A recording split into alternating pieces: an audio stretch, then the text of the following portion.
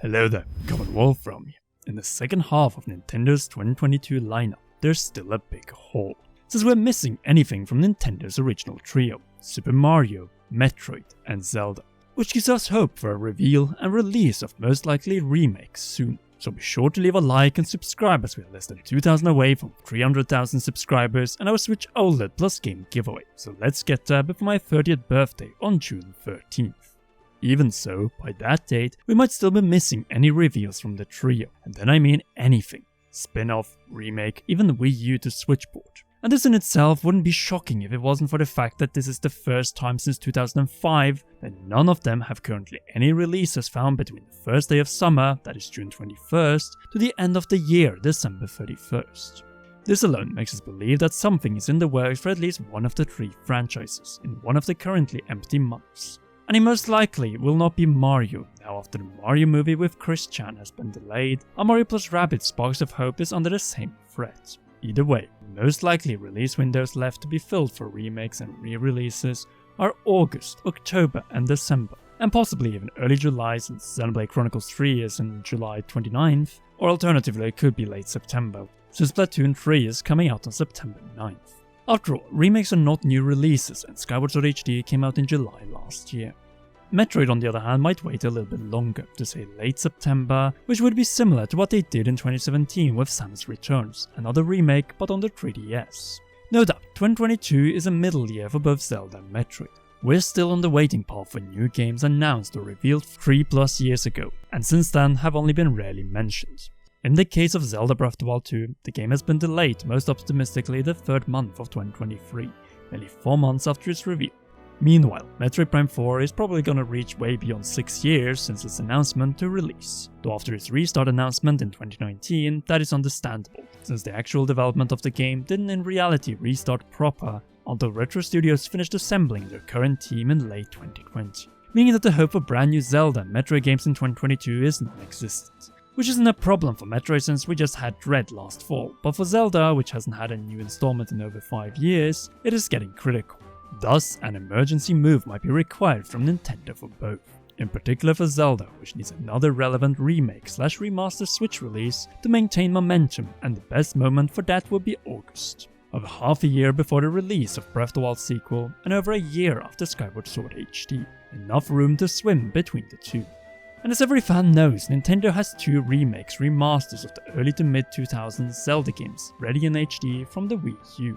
A system, and with it remakes which failed to deliver the numbers Nintendo wanted from them. They didn't know that yet when The Wind Waker HD came out in 2013, but they definitely knew it when it was Twilight Princess HD's turn to shine. In other words, just like with every Wii U game, or Wii game for that matter, which underperformed, Nintendo has all financial reasons to re-release the remakes on the Switch. Even when they know they will stir anger when they get a $60 price each, which is a given when these 2 games have some of the longest Zelda questlines. Anyway, the Zelda team likes to time remakes, remasters and re-releases for anniversaries of said title. We saw that with Skyward Sword HD, we saw that with Twilight Princess HD, and even with Wind Waker HD. As you can see, there's a clear pattern except for games where the original release date differed between the 2 key regions, that being Japan and the US. Which brings us over to the matter of a Metroid remake before we return back to the Zelda Wii U remake, the Switch port matter. Since both franchises are celebrating anniversaries in 2022, well at least for each separate region. This might not shock you, but Metroid doesn't sell well in Japan. And in fact, Zelda is also not as hot in Japan as in the West, but Metroid would have been long dead and not have Dread if only Japanese sales counted. Luckily, they don't, at least not completely, and in November 2002, North American gamers received a little masterpiece called Metroid Prime. Yes, before Japan, where the game first came out in February 2003, 3 months after the American release.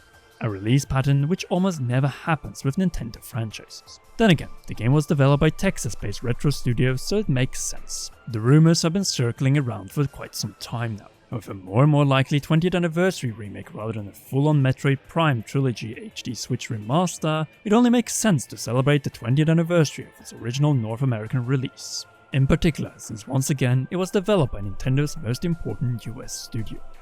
That is to say, provide a remake in late 2022, possibly even early December, since November is most likely reserved for Pokemon Scarlet and Violet. The perfect holdover release until Metroid Prime 4 is out, to give a taste of the character of Samus, the phase and threat, and gameplay that we can expect in said game. The one planet, one dimension, first-person quest on Talon 4. Exactly 20 years after Metroid made a jump to 3D, and first-person, 4 years after Zelda made its 3D jump. And that in many ways covers Metroid, a likely candidate if we are to believe Jeff Grubb and other sources pointing to 2022 as the warm-up before Prime 4 in either 2023 or 2024. Even so, the same source also points to another possibility that we also covered in depth in this video back in April. One or both of the Wii U Zelda remakes / remasters coming over to the Switch. And just like I said there, it would be foolish to think that Nintendo will sell the 2 Zelda HD upgrades from the previous decade together in a $60 bundle. I say no way to that from here in Norway, though I would love to be proven wrong. And by that I mean that Nintendo will not let greed take hold of them and release the first Zelda collection since the GameCube and the Game Boy Advance days.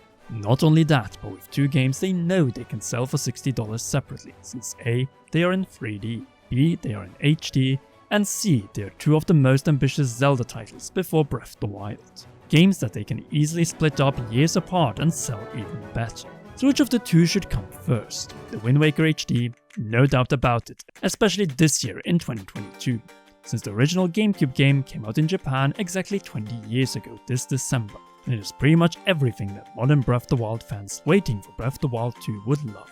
Big seamless world, or in this case sea to sail, filled with interesting islands and paragliding within these just like a certain sky in Breath of the Wild's sequel. 2002 to 2022, and yes, it makes sense to celebrate the Japanese release since the game was first released in Japan.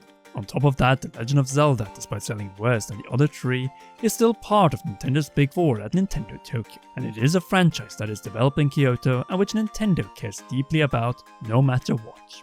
It may not have been the original plan for this year, but after the delay of Breath of the Wild 2 into 2023, it is clear that 9 years after the release of the Wind Waker HD of the Wii U, the timing is perfect to set sail again.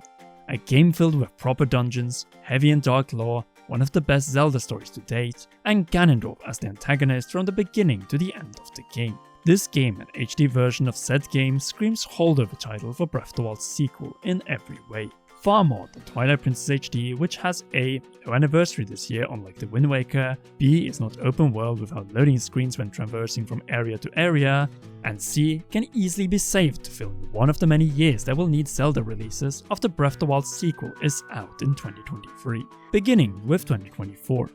And the release of Twilight Princess HD also very much depends on what Nintendo will do with the Switch in 2023. Will they give us an upgraded model, or will its successor be revealed? If it is the former, which with the massive 100+ million success of the Switch and reported hardware production struggles, it likely will be the former. In that case, then I can totally see that Nintendo might want to split up the remakes of the GameCube titles between multiple years. Though they might also want to get both out this year, and there's one particular reason for it.